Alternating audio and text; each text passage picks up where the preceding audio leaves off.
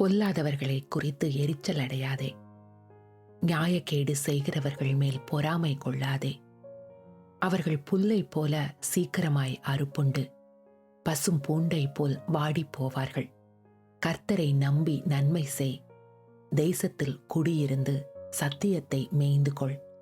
கர்த்தரிடத்தில் மனமகிழ்ச்சியாயிரு. அவர் உன் இருதயத்தின் வேண்டுதல்களை உனக்கு அருள் செய்வார்.